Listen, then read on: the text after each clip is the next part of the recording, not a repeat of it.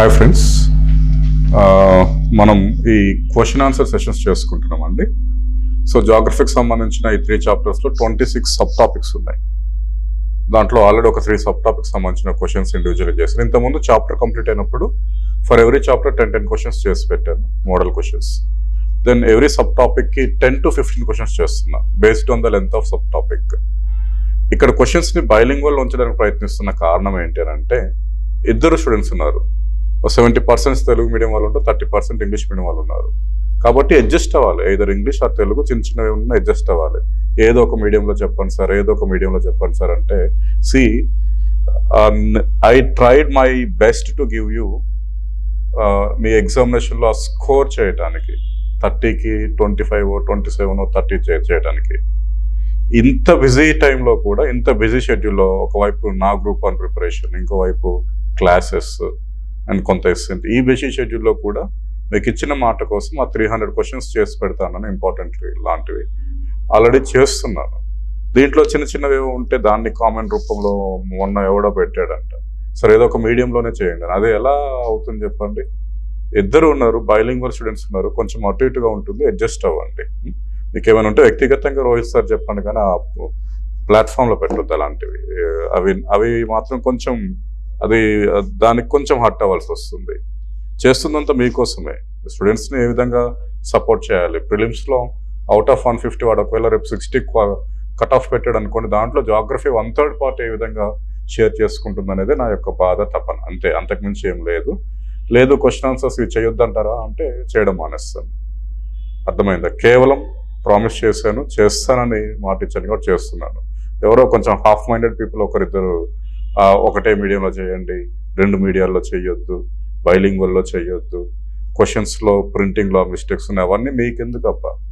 Question concept ఏంటి, answer తెలుసుకోండి. ఇలాంటివి రేపు ఎగ్జామ్లో వస్తే ఎట్లా చేయాలి, ఈ మెథడ్లో కాకుండా వేరే మెథడ్లో వస్తే ఆన్సర్ ఏంటి, ఆప్షన్స్ ఎట్లా ఉంటున్నాయి, అసలు ఆ టర్మ్స్ ఏంటి, అక్కడ ఏమేమి వాడుతున్నాడు, ఇది చూడండి మీరు.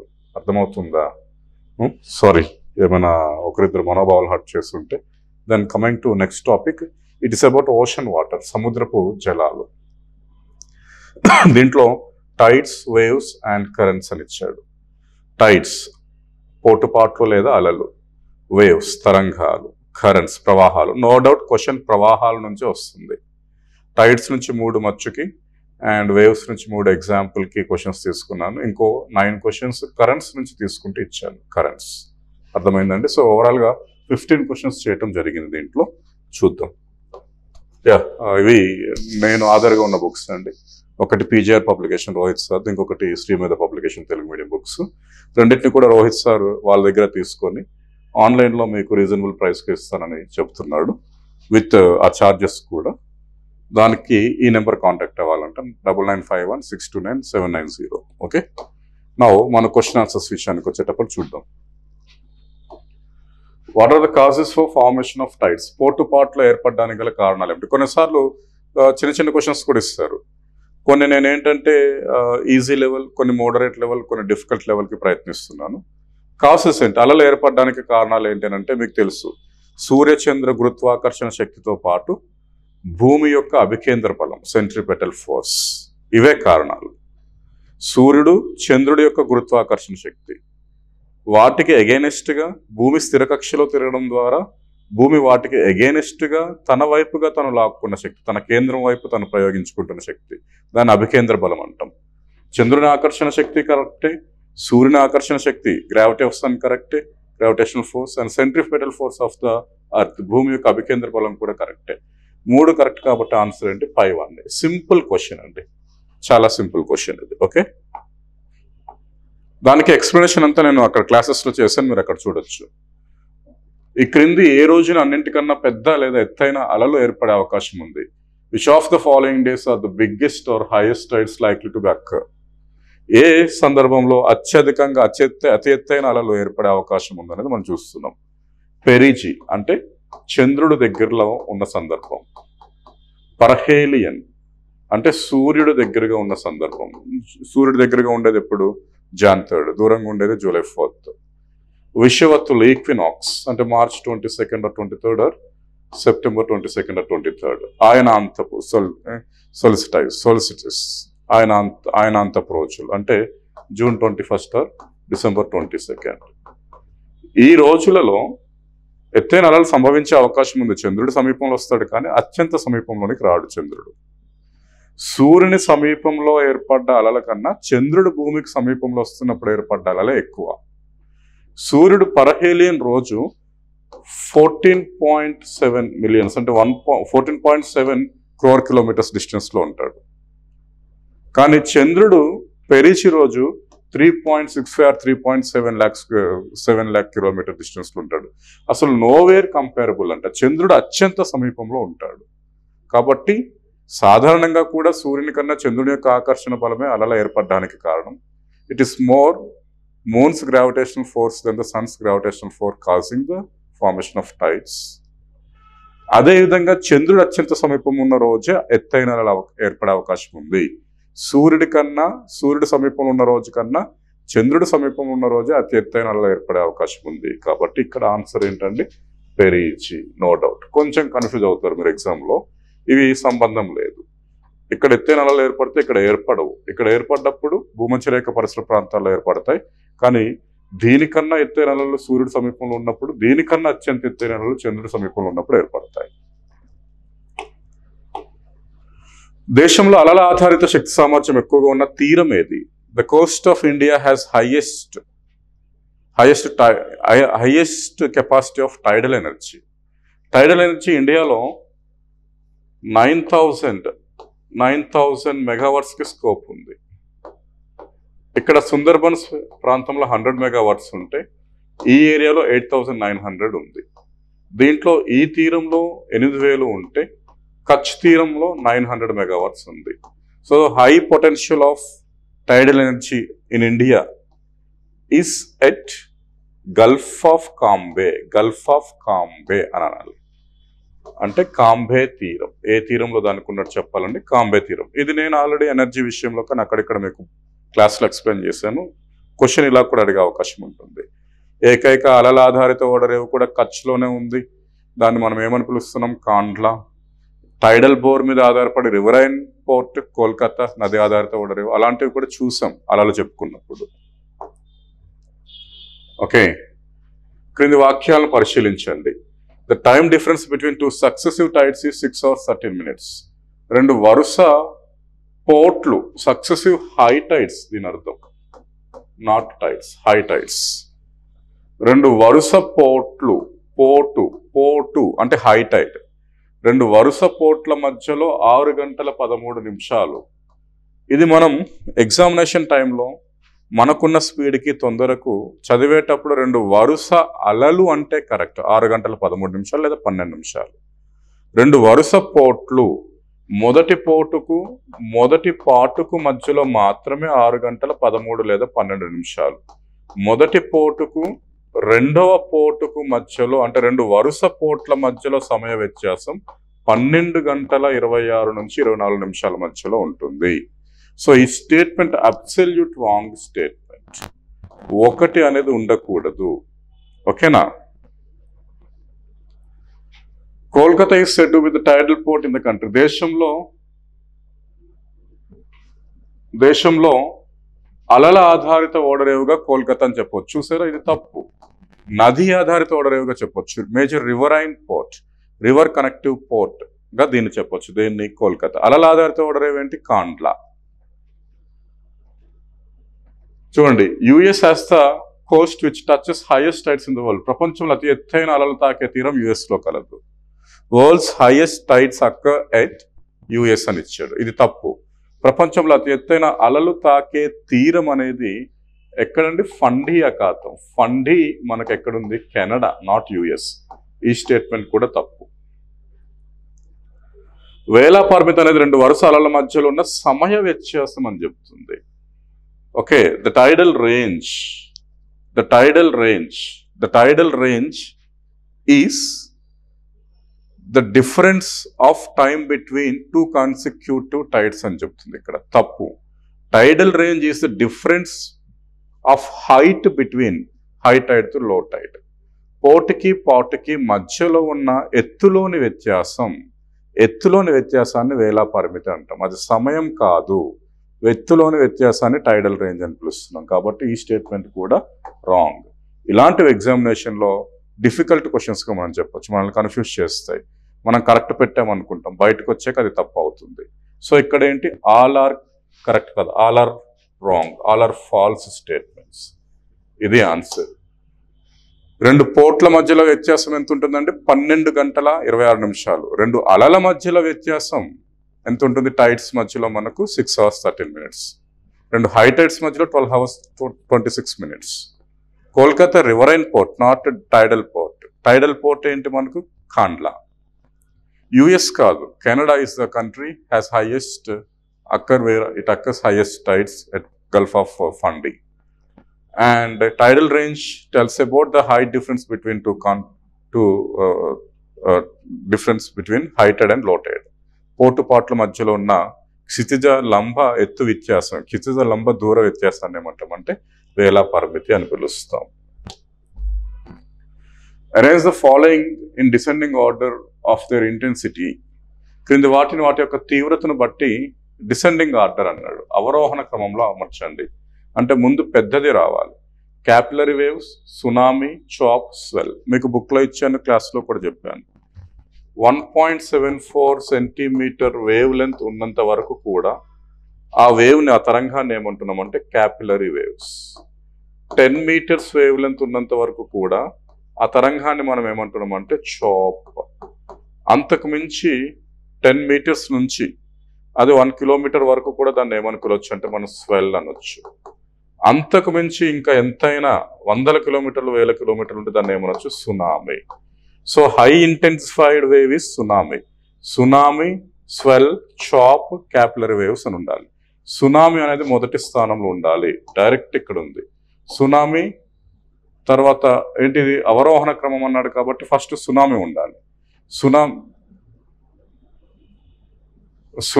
సునామీ ఉండాలి ఇంటెన్సిటీలో. సునామీ తర్వాత మనకి ఏమి ఉండాలి, స్వెల్ ఉండాలండి, ఆప్షన్ లేదు ఇక్కడ. సునామీ తర్వాత స్వెల్ 2, 4. స్వెల్ తర్వాత ఏముండాలి, చాప్ ఉండాలి. చాప్ తర్వాత ఏముండాలి, క్యాపిలరీ వేవ్స్ ఉండాలి. 2, 4, 3, 1 ఈస్ కరెక్ట్. అంటే 1, 3, 4, 2. అంటే వీళ్ళు ఇక్కడ మేబీ ఆరోహణ అనే వాళ్ళేమో అవరోహణ అని ఇచ్చారు. ఆరోహణ అంటే ఇది కరెక్ట్, 1, 3, 4, 2. అవరోహణ అంటే ఇది కరెక్ట్, 2, 4, 3, 1. మళ్ళీ దీన్ని కామెంట్ చేయకండి, ఓకే? కష్టపడి తయారు చేస్తున్నారు. ఇలా 1 or 2 చిన్న మిస్టేక్స్కి మీరు కామెంట్ చేయాల్సిన అవసరం లేదు. చేస్తే నేను ఇంకా చెప్పను కూడా. ఇవి ఓన్లీ ఓపెన్ ప్లాట్ఫామ్కి రాను, ఎవరైతే స్టూడెంట్స్ యాక్సెసిబిలిటీ ఉందో వాళ్ళకే నేను ఇస్తాను, ఓకేనా? అర్థమవుతుంది కదా? సునామీ అత్యంత తీవ్రత అయిన తరంగం. దాని తర్వాత తీవ్రత ఉన్నదేంటి, స్వెల్. దాని తర్వాత తీవ్రత ఉన్నదేంటి, చాప్. దాని తర్వాత అత్యల్ప తీవ్రత ఉన్నదేంటి, క్యాపిలరీ వేవ్స్. కింద నుంచి పైకి వెళ్తే ఆరోహణ క్రమంలో చూస్తుంటే capillary waves, chop, swell, tsunami. Capillary waves, chop, swell, tsunami. Reverse అనేది మనకు ఆన్సర్, ఎందుకంటే ఇక్కడ అవరోహణ క్రమం ఇచ్చాడు కాబట్టి డిసెండింగ్ ఆర్డర్. శృంగము మరియు ద్రోణుల మధ్యలో గల లంబ దూరాన్ని ఏమంటారు? The perpendicular distance between crest and trough. ఇది ఏమంటామంటే దాన్ని wave height of the wave, తరంగ ఎత్తు అంటాం. ఈ లంబ దూరంలో సగభాగాన్ని ఏమంటామంటే యాంప్లిట్యూడ్. సో తరంగ ఎత్తు అనేది correct answer. Wave amplitude is the half the height of wave. తరంగ గడువు అంటే ఏంటి, wave period, number of waves ఒక బిందువు గుండా, ఓకే? నెంబర్ ఆఫ్ క్రెస్ ఒక సెకండ్ కాలంలో ఎన్ని వస్తాయో దాన్ని ఏమంటున్నామంటే మనం తరంగ గడువు అని అంటాం. తరంగ ఎత్తు అంటే ఏంటి, perpendicular distance between the crest and trough. శృంగము ద్రోణి మధ్యలో క్షితిజ లంబ దూరాన్ని ఏమంటున్నాం, తరంగ ఎత్తు. తరంగ దైర్ఘ్యం 2 వరుస శృంగాలు 2 వరుస ద్రోణుల మధ్యలో ఉన్న దూరం.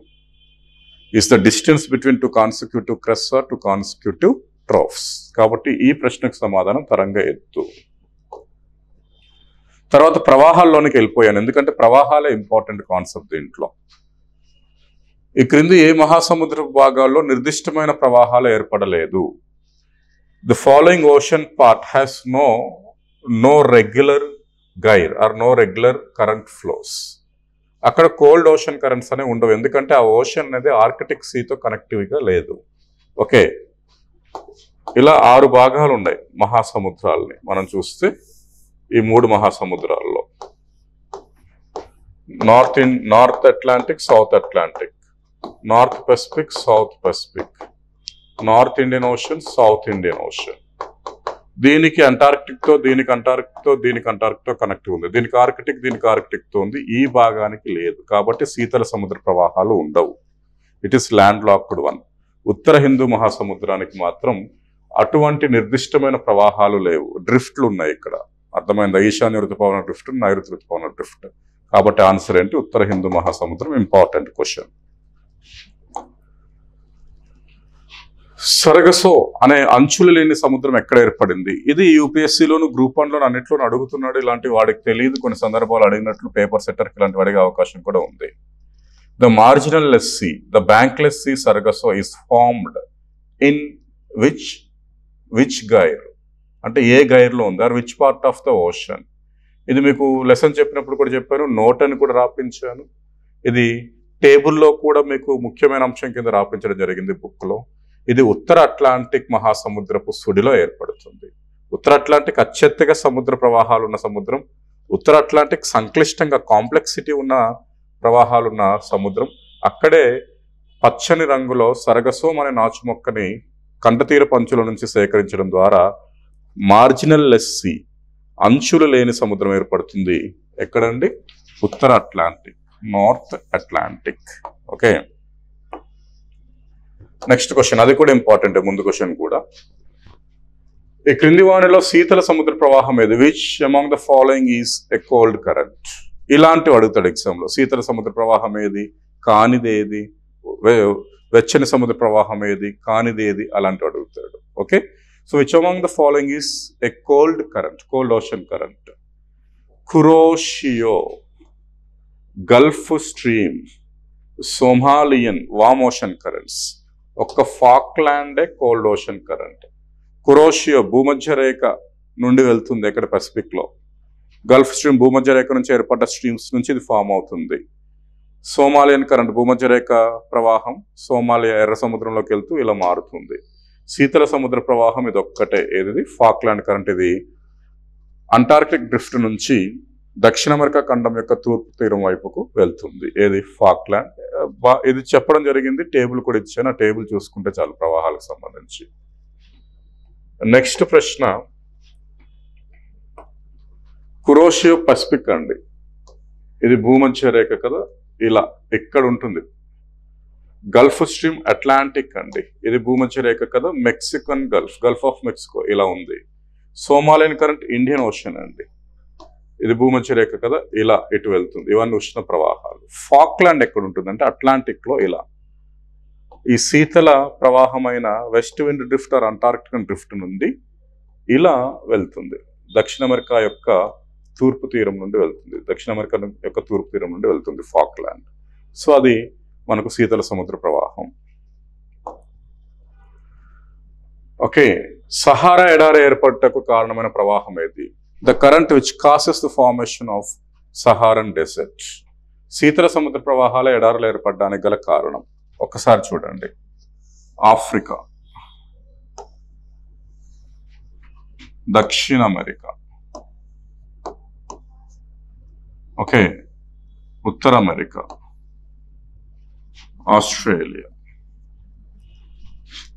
సహారా డెజర్ట్, ఓకే, కలహారీ లేదా నమీబ్ డెజర్ట్, దక్షిణ అమెరికా కాబట్టి Atacama desert, Californian desert, Mojave అంటాం, మెక్సికన్ డెజర్ట్, సోన్రాన్ డెజర్ట్ అంటాం, గ్రేట్ ఆస్ట్రేలియన్ డెజర్ట్. ఇది ఇంపార్టెంట్, వినాలి అన్ని. ఇది ఏర్పడడానికి గల కారణం క్యానరీ. ఏం శీతల సముద్ర ప్రవాహం అంటే క్యానరీ. ఇది ఏర్పడడానికి గల కారణం బెన్గులా. కాలిఫోర్నియన్ ఏర్పడడానికి గల కారణం కాలిఫోర్నియన్ శీతల సముద్ర ప్రవాహం. అటకామా ఏర్పడడానికి గల కారణం హంబోల్డ్ శీతల సముద్ర ప్రవాహం లేదా పెరూవియన్ శీతల సముద్ర ప్రవాహం. ఇది ఏర్పడడానికి వెస్టర్న్ ఆస్ట్రేలియన్ కోల్డ్ కరెంట్ కారణం. సో సహారా అన్నాడు కాబట్టి ఏమై ఉంటుందంటే canaries. Answer will be the third one, canary. ఇలాంటి అడుగుతాడు ఎగ్జామ్లో, గుర్తుంచుకోవాలి. మొత్తం లెసన్కి ఎంత టైం పట్టిందో చూడండి, సింపుల్గా మీకు తెలిసిపోతుంది ఏ ఎడారి, ఆ శీతల సముద్ర ప్రవాహం ఏంటి అనేది. ఈ క్రింది వన్లో ఫిషింగ్ జోన్స్తో సంబంధం లేని ప్రవాహం ఏది? Which among the following current or which of the following current is not associated with the fishing banks or fishing zones of the world? Okay, no connectivity with fishing zones. Labrador, Falkland కాదు, Newfoundland తో సంబంధం ఉంటుంది fishing zone. వయాషిరో, హొకైడో fishing zone తో సంబంధం ఉంది. Brazilian Falkland fishing zone తో సంబంధం ఉంది. ఫిషింగ్ జోన్ మీకు తెలుసు, cold ocean currents, warm ocean currents యొక్క meeting point. Agulhas fishing zones తో సంబంధం లేదు. దీని ప్రత్యేకత ఏంటో కూడా మీకు చెప్పాను. The only current which moves in to opposite directions. రెండు ఎదురెదురు వ్యతిరేక దిశల్లో ప్రయాణించే ఏకైక ప్రవాహం ఇదే. ఏంటి? Agulhas. Labrador cold current, Greenland cold current, Gulf warm current. Meet అయ్యే దాన్ని ఏమంటున్నామంటే Newfoundland. Okay, Oyashio cold current, Kuroshio warm current. Meet అయ్యే దాన్ని ఏమంటున్నామంటే హొకైడో. ఏం దీవండి? Hokkaido, Japan. Okay, Falkland cold current, Brazilian warm current. Meet అయ్యే దాన్ని ఏమంటున్నామంటే మనం ఫాక్లాండ్ ఐలాండ్ అని పిలుస్తున్నాం. కాబట్టి మనకు ఫిషింగ్ జోన్స్ తో సంబంధం లేని ప్రవాహం ఇది. ఏది? అగుల్హాస్. ఇలా కూడా అడుగుతాడు ఎగ్జామ్ లో, గుర్తుంచుకోవాల్సి ఉంటుంది. ఇది ఒక ఎక్స్ప్లెనేషన్ ఇచ్చాను, అంటే ఆ ప్రవాహానికి సంబంధించిన స్క్రీన్ ప్లే, దానికి సంబంధించిన స్టోరీ, దాని ఆన్సర్ ఏంటి అనేది. ఈ ప్రవాహం ఉత్తర అమెరికా యొక్క తూర్పు తీరంలో ఉంటుంది. ఉత్తర అమెరికా ఏదైతుందో దాని తూర్పు తీరంలో ఉంటుందంట. North American east Coast. ఇది భూభ్రమణ శక్తి వల్ల తన కుడివైపునకు తిరుగుతూ ఉంటుంది. అంటే ఇది కుడివైపునకు తిరుగుతుంది, తూర్పు తీరం నుండి కుడివైపునకు ఇలా తిరుగుతూ ఉంటుందని అర్థం. ఇది 2/3 ప్రవాహాల కలయికతో, 2 లేదా 3 ప్రవాహాల కలయికతో ఏర్పడింది. అది ఏది? So it is a current. మనం చెప్పలేదు అది వామా కోల్డా అని. It flows along the east coast of North America east coast ఉన్న current. Okay, and it deflects to its right. In northern hemisphere a current అయినా రైట్ కి డిఫ్లెక్ట్ అవుతుంది. It is formed out of with 2 or 3 currents. Gulf Stream correct answer అండి దీనికి. ఎలా Gulf Stream correct అవుతుందంటే ఉత్తర America యొక్క తూర్పు తీరంలో ఉంటుంది. ఇది ఇక్కడ నుంచి ఇలా మూవ్ అవుతుంది.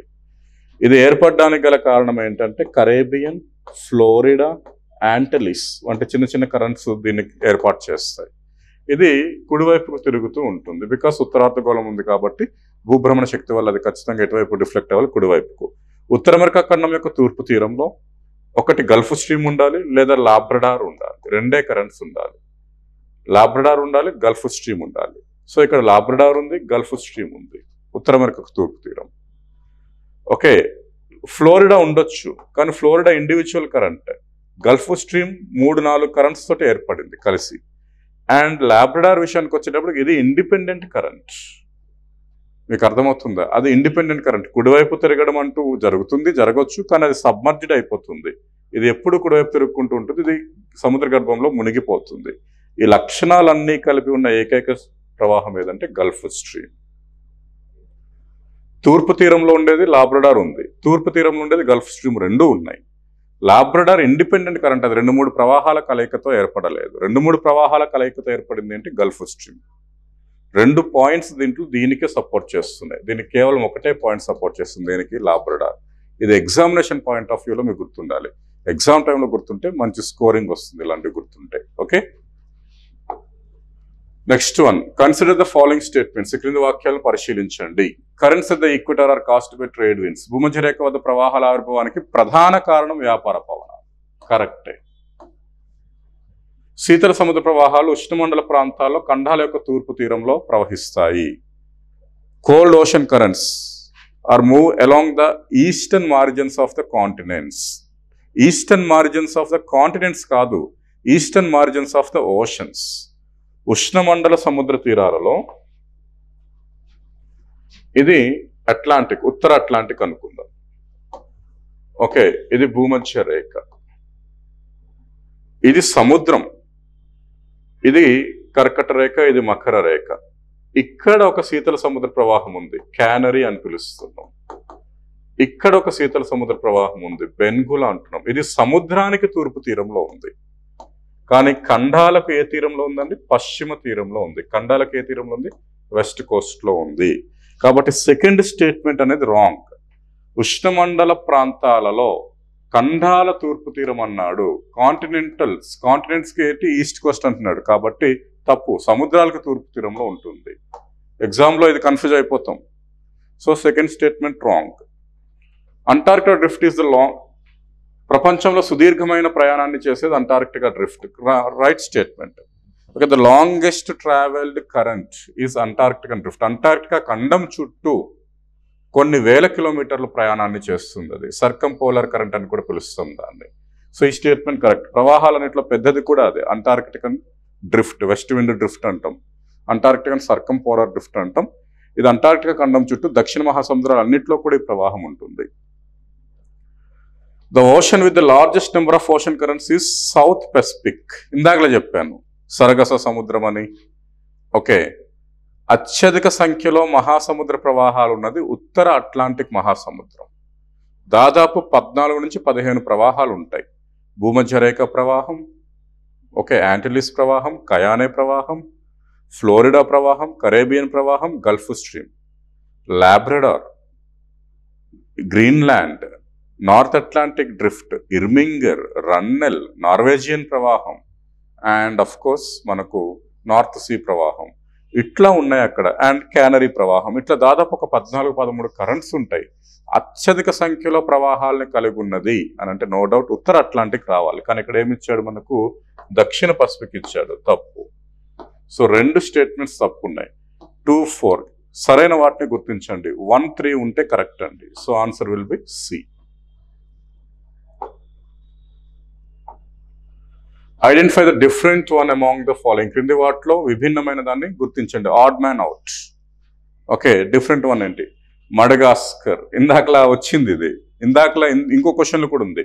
Madagascar, Newfoundland, Falkland, Hokkaido. Hokkaido Kuroshio warm ocean current, Oyashio cold ocean current, చేపల వేటకు ప్రసిద్ధి. Falkland cold current, Brazilian warm current, చేపల వేటకు ప్రసిద్ధి. Newfoundland Labrador cold current, Greenland cold current, Gulf stream వామ్ కరెంట్, చేపల వేటకు ప్రసిద్ధి.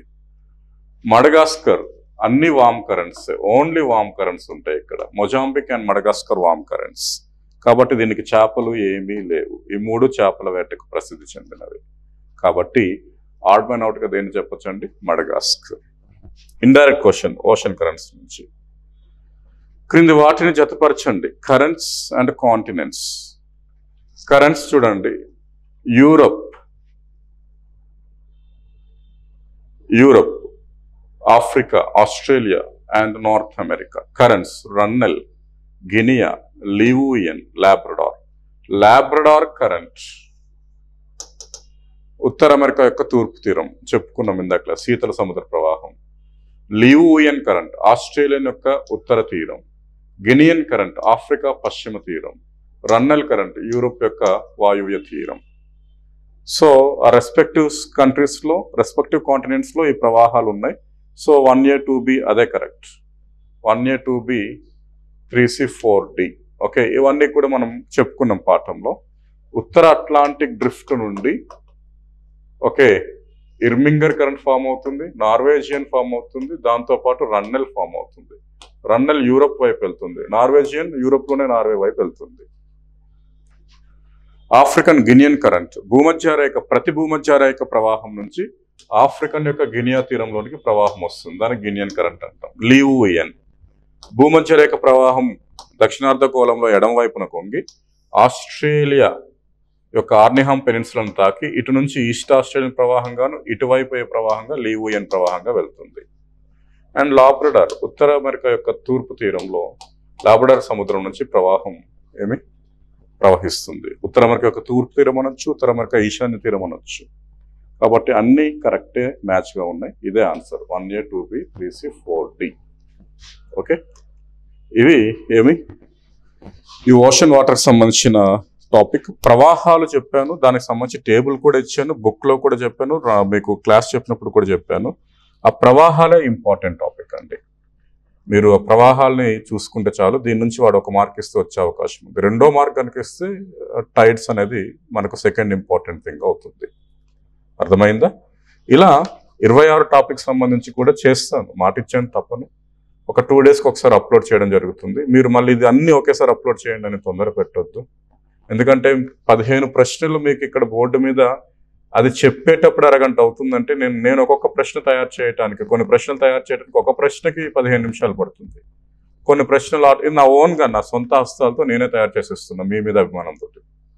ఎందుకంటే స్టూడెంట్స్కి ఎంతో కొంత అడ్వాంటేజ్ ఇవ్వాలి, ఏదో విధంగా మార్క్స్ రావాలి, ఖచ్చితంగా రావాలి, వాళ్ళ ప్రిపరేషన్ టెక్నాలజీ తెలియాలి అనే ఉద్దేశంతో, క్వశ్చన్స్ యొక్క క్వశ్చనింగ్ ప్యాటర్న్ తెలియాలి ఉద్దేశంతో నా స్వహస్తాలతో తయారు చేస్తున్నాను. కాబట్టి 15 క్వశ్చన్స్ తయారు చేయడానికి ఒక 2 అవర్స్ దాకా పడుతుంది నాకు టైం. అర్థమవుతుందా?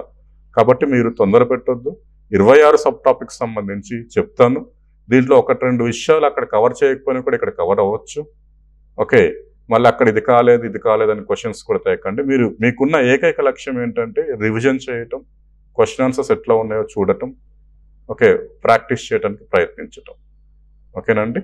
ఏమైనా దిద్దుబాట్లు ఉంటే సర్దు చేసుకోవటం, ఇంకా ఎక్కడైనా వీక్ అనిపిస్తే ఆ కన్సర్న్ టాపిక్స్ మీద ఫోకస్ పెట్టడం. ఈ 70 రోజులు మాత్రం మీరు దయచేసి టైంని వేస్ట్ చేసుకోకండి. ఓకేనా?